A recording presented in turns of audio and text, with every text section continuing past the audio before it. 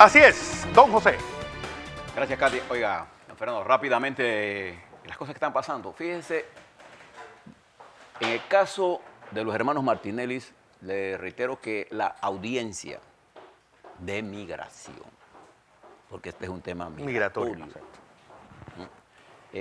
será el 4 de diciembre, el próximo martes, 4 de diciembre, en donde las autoridades migratorias tomarán una decisión con respecto a qué sigue de este problema migratorio de los hermanos Martinelli. Esa es la realidad. Lo pongo ahí porque le estaremos informando sobre lo que ocurra en detalle. Con respecto a la audiencia de ayer, yo les invito a que vean la entrevista que Flor Mirachi le hizo a Mario Galindo, al doctor Mario Galindo, con respecto a este tema, en donde el doctor Mario Galindo establece que de acuerdo a su vasta experiencia legal, la ponencia del magistrado Aiden Ortega no es ninguna locura, está fundamentada en hechos jurídicos muy claros. Y que parte de la teoría clara, establecida en la ley y la Constitución, de que la competencia de la Corte está determinada por la Constitución y por la ley. Punto. Claro. Y cuando él dejó de ser magistrado, diputado del Parlacén, la Corte perdió competencia para este tema. Eso es todo. La teoría del señor Mejía es que cuando se hizo la investigación, porque ni siquiera se le hizo la imputación, entonces desde ese momento la Corte adquirió competencia eterna. Eso es un invento de él, del magistrado Mejía. Eso no está en la ley ni en la Constitución. Eso es lo que él inventó. Y en función de eso, a partir de julio, él ha venido llevando este proceso al margen de la Constitución y la ley. Tan simple como eso. Entonces él dice, ayer en la audiencia, que es una locura la ponencia del magistrado Aiden Ortega, porque ya la Corte se pronunció sobre esto. Bueno, la Corte no se pronunció sobre esto, y eso lo sabe perfectamente el señor Mejía. La Corte se pronunció por la forma y no por el contenido. Esta es la primera vez en esta resolución que la Corte va al fondo. Pero es la primera vez que el fallo de un juez, es decir, el proyecto de fallo se airea de una forma tan vil como lo que se está haciendo. Eso bueno, porque estamos en un espectáculo político. Pero jurídicamente, yo lo que quiero es que estemos claros todos, que nadie está pidiendo que a Ricardo Martínez no se le haga la investigación ni los procesos. Lo que estamos pidiendo es que se haga en el marco de la ley y la Constitución. Punto.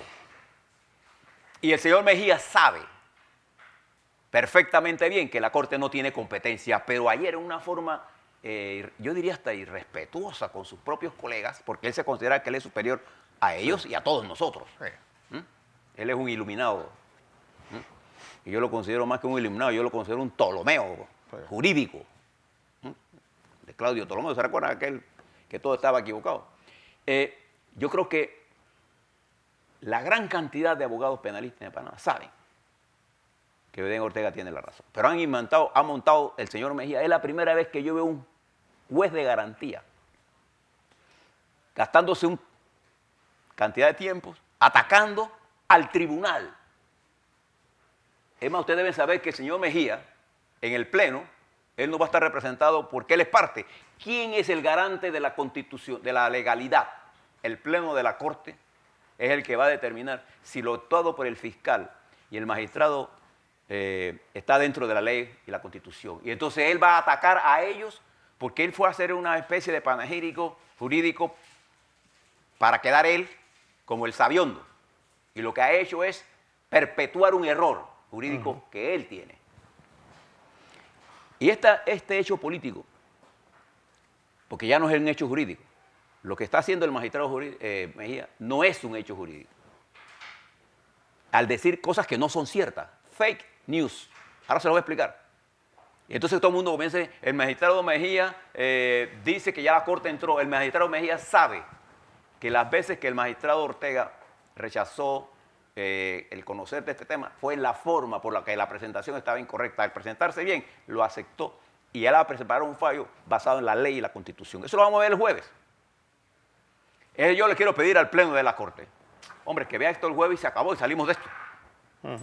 En el marco de la ley y la Constitución, ¿eso qué significa? Habrá que decidir cuál va a ser el paso que sigue legalmente. Bueno, eso ya lo tiene que decidir la Corte y a dónde se envía este expediente, y ya la defensa de Martinelli tomará las medidas que crea conveniente. Pero tenemos que garantizarle, no solamente a Ricardo Martinelli, a todos los panameños, que los procesos se hagan en el marco de la ley y la Constitución. Y este espectáculo que dio el señor magistrado Mejía ayer, en la que él irrespeta, entonces él dice que la Corte, el Pleno de la Corte, pone en peligro la legalidad del país, cuando el que tiene en peligro la legalidad es él mismo, Mejía. Entonces, vamos a esperar el jueves y nosotros le vamos a hacer un análisis completo de lo que está ocurriendo. De todo lo que quiero invitarlos a que conozcan la opinión de otra gente. La de Mario Galindo, la del ex magistrado Molino Mola. Y entonces, esperemos con tranquilidad y tengamos en hold, en suspenso, a este caballero que se cuela que además, él no solamente irrespeta a los magistrados, él irrespeta a la opinión pública, porque cuando uno hace gala en su intervención de elementos que no son ciertos, porque él está diciendo que la Corte ya se pronunció sobre eso, la Corte no se pronunció sobre el fondo. Eso es lo que estaban pidiendo los abogados de Martinelli. Y él no solamente irrespeta a sus colegas, respeta a la defensa, y respeta a la defensa, y respeta a la opinión pública, el señor Mejía. Porque él se considera que él es un académico, intelectual. Sí. Alguien le ha llenado la cabeza de pájaros a este bien. Vamos a dejarlo allí, vamos a ir al fondo con eso. Pero yo tengo, si me puede poner una lámina, porque quiero mostrar. Ahí está, una gráfica sobre cómo se genera esto. A ver. Yo no soy el autor intelectual de eso, eso es del país. Pero en un mundo en donde las redes sociales se han convertido en un problema. Aquí lo tengo. Fíjese usted, ¿qué es lo que estamos viendo nosotros ahora mismo? Está en las redes, en el mundo ahora mismo, una cantidad importante de noticias salen que son falsas. Y en las redes sociales.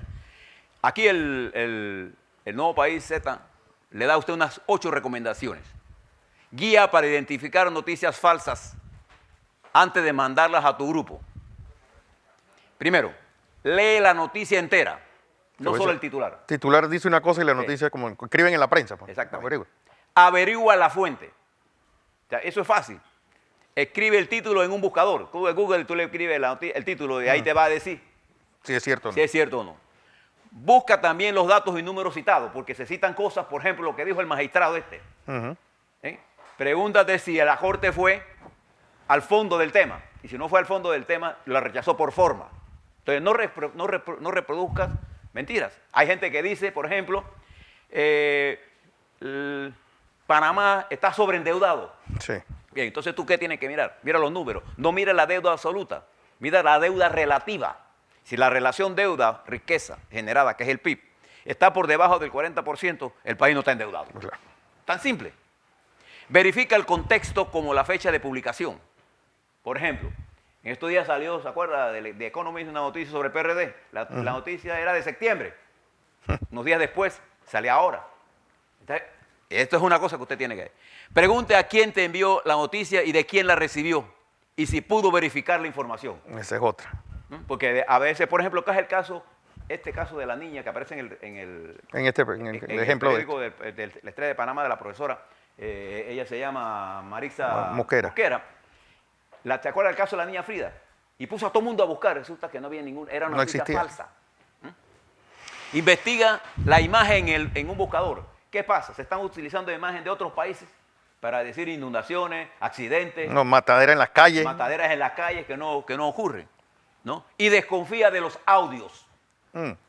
Como la de la privatización del IDAN de la semana. Exactamente.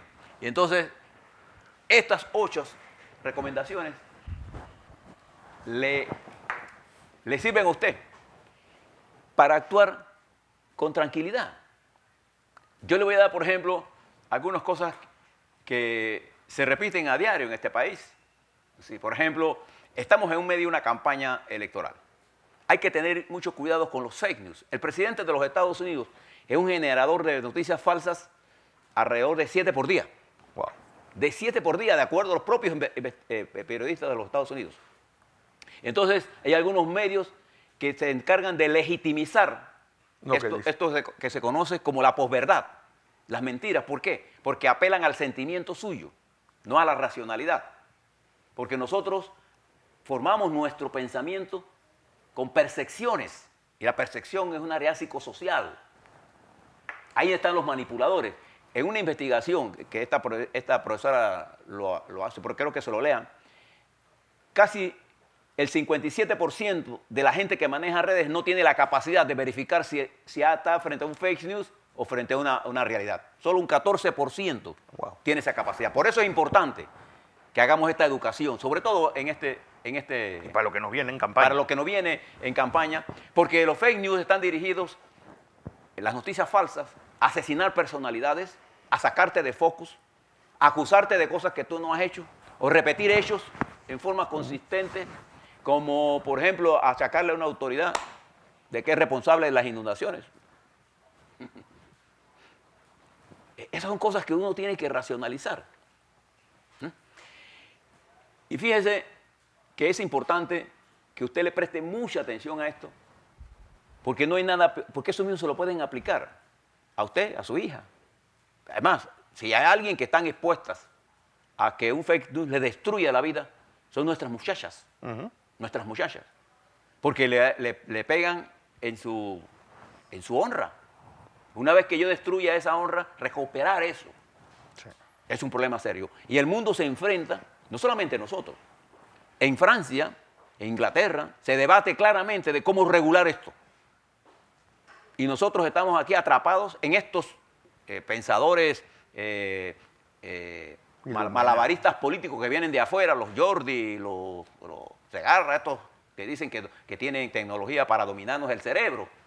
Bien, lo que utilizan es la manipulación de la información. Algún día lo vamos a citar aquí para que conversen con nosotros y con ustedes y den la cara. ¿Ven? ¿Le parece bien? Bien, vamos a seguir en esta educación porque se ha generado, fíjese lo que pasó con los hermanos Martinelli. Usted pone todos los fake news que se generaron y fueron reproducidos como pólvora. Que fue el FBI, que fueron los Marshall, que no sé qué fue, que fue la Interpol, que nada de eso es cierto. Lo cierto es que fue una operación del Servicio de Migración y ellos están en un centro en la que el martes próximo se decidirá el problema migratorio. Y se decidirá, al final del día es, si te vas para el país y tú escoges el último lugar que tú saliste o el otro país donde tú tengas algún pasaporte, etc. Esto no era ningún problema de que era una alerta roja o de que era un proceso de extradición. Eso no estaba en discusión. Y nadie se excusó por eso. Nadie. Nadie. Y entonces quedamos repitiendo mentiras. El problema es que usted piense siempre, siempre piense en su familia, en el daño mortal que le hacen a uno cuando le publican una torpeza de esta clase. Bien, termino con alguna cosa política. Usted ha notado, amigo, ayer que estábamos hablando sobre precisamente el concurso de oratoria, y yo explicaba que me parecía que el candidato Cortizo había cometido un error, primero en dar el mensaje desde un caballo, en una bandera, una cabalgata, por una no asistencia a un evento. Bueno, ¿cómo lo manejó? Inmediatamente montaron un evento de él, ponerlo con los estudiantes, porque sí le importa la educación. Por cierto, que hoy viene grupos estudiantiles a desmentir que haya sido un apoyo de 30 organizaciones dentro de la universidad. Bien, después, bueno, por eso pues. Entonces, dos, le planteé que el problema de la unidad, igual que le hice la crítica a Rómulo Rux, bueno, Rómulo Rux lo corrigió tardíamente, porque la unidad del cambio democrático pasa por la unidad interna, y la unidad pasa por entenderse con Ricardo Martinelli, ¿o no? Sí. Y con Mulino. Entonces él no es el que tiene que hacer el esfuerzo. En el caso por ejemplo, desde el 16 de septiembre a esta fecha han pasado casi 2 meses y medio, casi. Casi 2 meses y medio. Y ahora que se produce, de acuerdo a lo que dice Zulay, una reunión que se va a producir el primero el sábado. El sábado. Del Panamá. Y eso es una reacción a lo que pasó el domingo entre el Partido Panameñista y el Partido Popular, y que el Partido Panameñista Inmediatamente terminó las elecciones, montó al escenario y ahí estaba Echeleco y la señora la otra. Esos son eventos que tienen que ser controlados inmediatamente. Y creo que las campañas tienen que actuar con celeridad. ¿Y saben por qué? Porque esta campaña no la ha ganado nadie todavía. Y está muy lejos de eso. En el espectáculo, en el panorama político nacional hay tantas cosas que van a pasar que pueden transformar la dinámica electoral y nos vamos a enfrentar a una campaña, Fernando, estimado televidente, de 60 días. Y hay quienes están planeando, esconde el candidato, no lo saque, no. Bueno, toda cual usted puede tener la estrategia que usted quiera. Pero en 60 días no hay tiempo para errores. Y es mejor cometer un error y resolverlo ahora rápidamente que mantenerse un error. Y Semana Santa en medio. Semana Santa, pero Digo, 60 días con Semana Santa en medio. Y bueno, y 2 días de carnaval. Empieza el martes de carnaval. Y 2 días el lunes de carnaval. 2 días de carnaval, porque el martes, miércoles, jueves, Panamá está desconectado. O sea, va a haber suéter, gorra, pero eso es la parafernalia. La campaña va a ser vertiginosa. Y yo aprendí mucho más de mis errores que de mis aciertos, que no hay enemigo pequeño en ninguna guerra, sea esta política, sea el amor, sea la economía, o sea tus propios hijos. No hay guerra, no hay enemigos pequeños. Los enemigos siempre pueden ser poderosos. Y actúa siempre pensando en el peor escenario. Nunca actúes con el mejor escenario, porque el mejor escenario te lleva a la derrota. El peor escenario te hace tomar las vidas a la velocidad y a la prudencia que una dinámica tan esta. Si el mundo tecnológico cambia 18 meses, el mundo del sentimiento electoral cambia en días. ¿Usted quiere ver algo de esto? ¿Recuerda la elección de Aznar cuando la bomba allá en Atocha? No, la de Atocha, ¿sí? Marzo del 2004. 4 días antes de las elecciones iba ganando Aznar ampliamente. No Aznar, era ya Rajoy. Era Aznar el presidente en función. Rajoy, pero iba ganando el PP. Y un mal manejo de ese tema, el PSOE ganó, que venía bien abajo. Que pusieron un candidato para perder. Que era... Rodríguez Zapatero. Para que usted vea, la velocidad y el volteo. Esto es lo que se conoce en la historia como los grandes virajes de la historia. Así es. Lo dejo de ese tamaño. Y mañana, mañana no estaremos con ustedes, estaremos el jueves para darle todo lo que esté pasando en la Corte Suprema de Justicia.